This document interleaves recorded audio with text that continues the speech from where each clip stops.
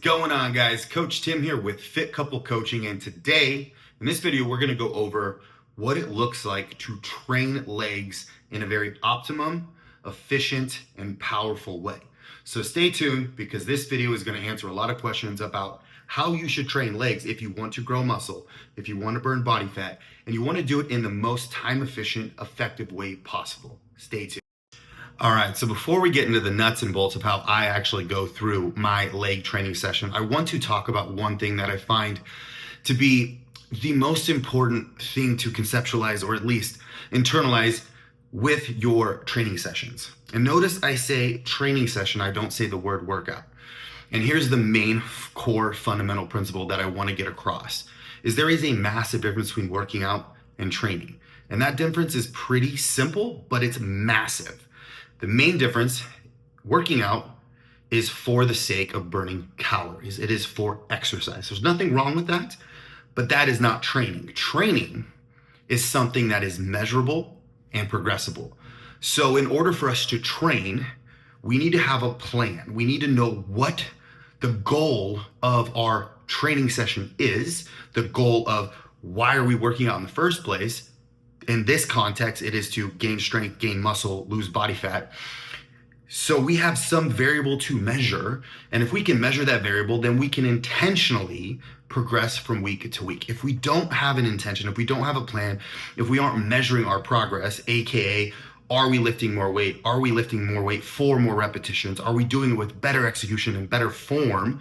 Then how do we know if we're progressing from a week to week basis? And the reason this is all so important is because it is the essential of the biological principle of stimulus, adaptation, and recovery, right? So the stimulus is the training session itself.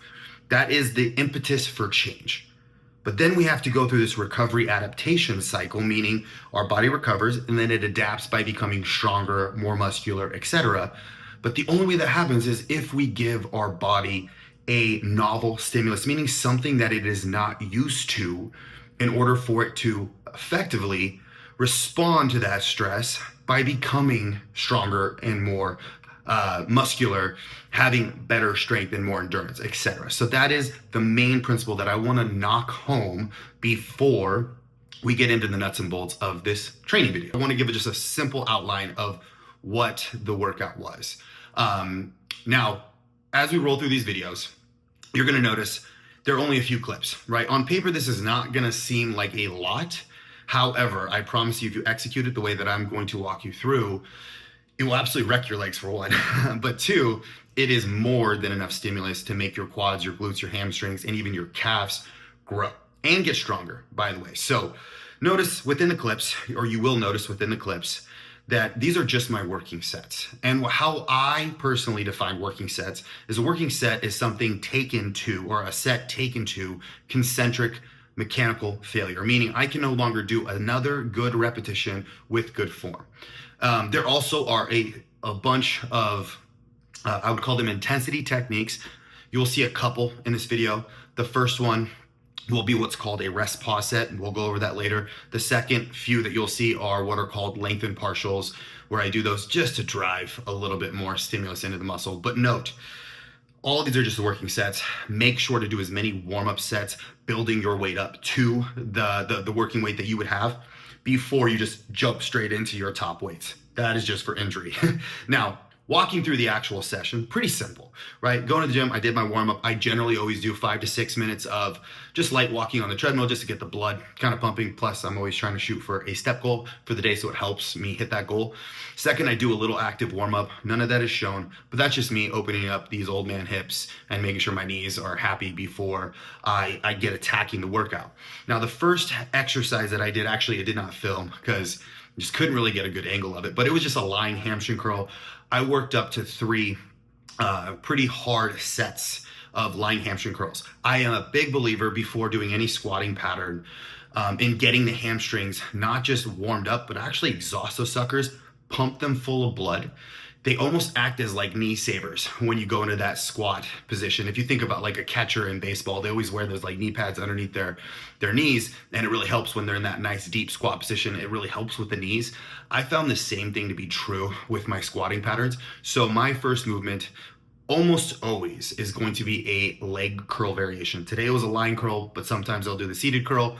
The idea here is I'm working 3 working sets, somewhere between 8 to 15 repetitions.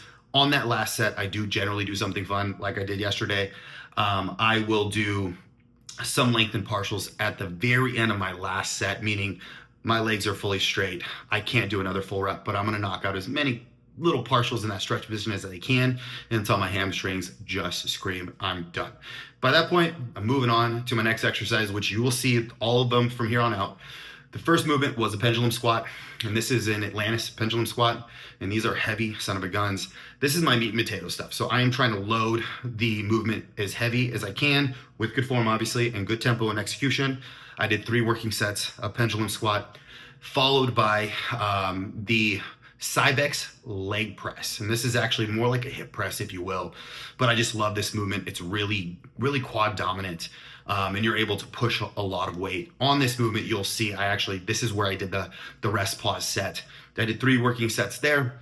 From there, I went over into the other room and I did some leg extensions. I did 2 working sets of leg extension. Again, you will see an added intensity technique with loaded partials at the end. And I did a forced stretch or a weighted stretch on the last set, which is by far the most painful thing I did during the whole entire workout. From there, I did some Bulgarian split squats, 2 sets there. Those are super underutilized, but one of my favorite leg movements of all time. They work the entire lower body.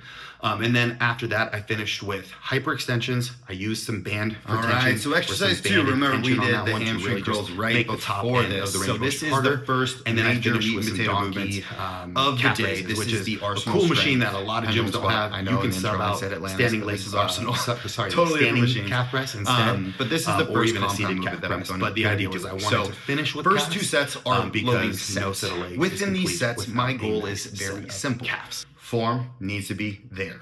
Full range of motion needs to be there. Every single week, I'm trying to get a little bit more weight on the machine than I did last time for that same rep range. I'm looking for between about 8 to 10 on these first 2 loading sets. Couple little technical things to go over with this movement is, number 1, if you want the most out of any squat pattern or leg pressing pattern for that matter, you want to make sure that you are getting a deep, full range of motion. If you notice on these squats, my butt is touching my calves. I'm pausing for a split second at the bottom and then driving out of the hole. What I see far too often is people loading up the squat bar. Normally this is on regular squats like back squats, and they're only going down maybe halfway. Maybe they're getting 90 degrees. Most of the time it's even shy of that.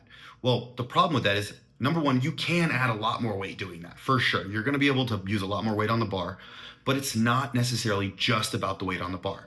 It's about mechanical tension that we're driving into the muscle that we're intending on getting stronger and growing.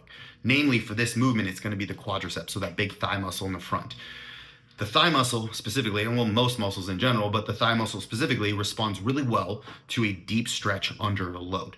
So what you're doing by cutting those squats short is you're actually taking away the stimulus for growth, but you're still adding all of the CNS fatigue, all the axial loading, all the fatigue that's driven by putting a ton of weight on your back without the return of great hypertrophy stimulus. So making sure that you get full range of motion on every single rep, I would ideally pause at the bottom before driving back up out of the hole. And the reason I pause at the bottom is simple. I'm just trying to reduce momentum. Any bounce at the bottom, that is where our joint is going to be the most exposed to injury, is the change of direction. It is the change of tension from concentric to eccentric, vice versa, that will lead to a lot of injury if we are not intentional about it. So one of the best pieces of advice I've ever gotten from a coach is to own the end ranges of every single rep. And the end ranges meaning, if I'm doing a bicep curl, that's the stretch part, that's the change of direction, I'm owning that, but I'm also owning this. And so what I mean is I'm not bouncing between the two, I'm intentionally stopping, making sure that that target muscle does the job, and then when I'm letting it down, I'm making sure that target muscle is releasing the muscle or lowering it under control. With the squats, the same thing. I'm controlling on the way down, I'm pausing, and then when I drive back up, I'm making sure that my quads are doing the freaking job. I'm intentionally squeezing those suckers as I drive out of the hole. So there's a few little technique things to take home. All right, so exercise number 3, this is the Cybex leg press. I did 3 working sets here. The first 2 working sets were loading sets. I just got done doing a bunch of squats, and so there was no need to do a lot of warm-ups on this one. So I literally just did 1 feeler set and then I jumped straight into my working sets. The first 2 of which were loading sets, meaning the goal was the same as with the squats. My goal was to progress the load and the reps, or one or the other, or both, every single week.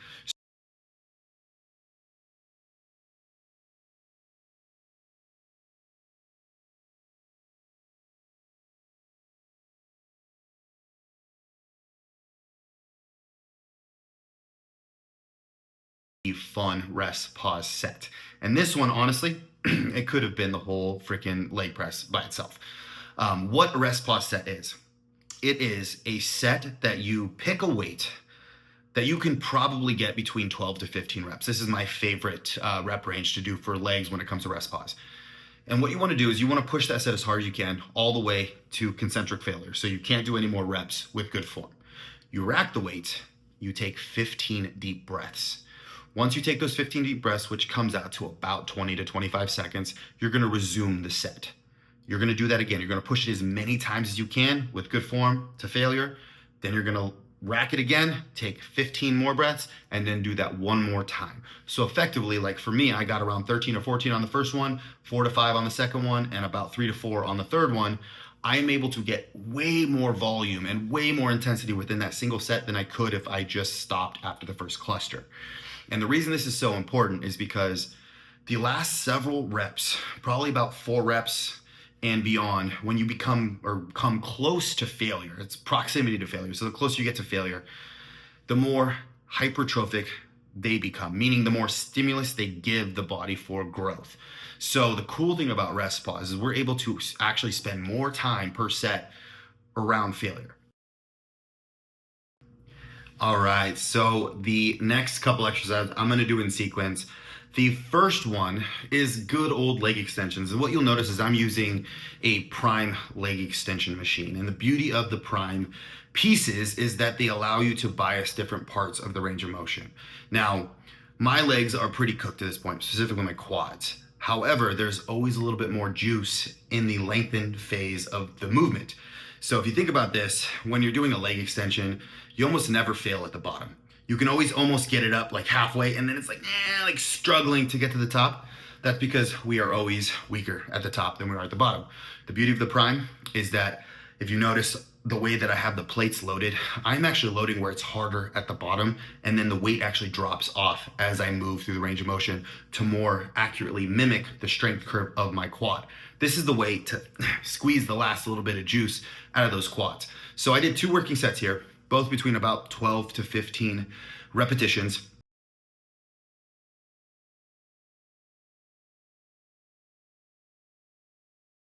All right, now the next exercise in this sequence is your good old Bulgarian split squats. I have a very much a love-hate relationship with these movements, but I love them because they are the best.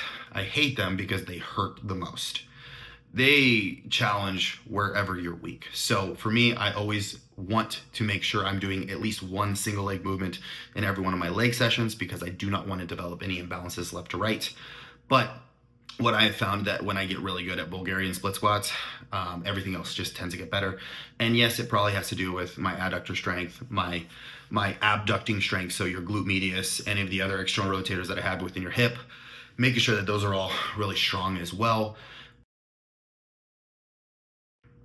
All right, and then finally, I guess we have 2 more movements left. This is a hyperextension, so nothing super fancy here. In my other leg session, I do a RDL, so a hinge pattern. But because I am training legs like every 3-4 days, I can't do a hinge pattern every single time or else my lower back would just get overtrained too quickly. So on one session, I'll do the RDL. On the alternate session, which is this session, I do a banded hyperextension. So if you notice, I throw that band over my neck. I am trying to get a really good deep stretch. And then when I am driving up, I am thinking about squeezing my hips or my glutes as hard as I can. I call it the prison defense. Tighten it up, make sure nothing gets in there.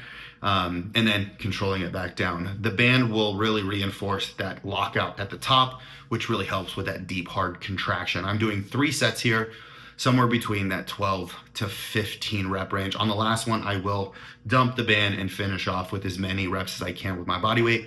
But the goal here is to just use and wear out and basically exhaust those glute muscles. You will get some hamstring, you will get some lower back. That's okay. Posterior chain needs to be strong.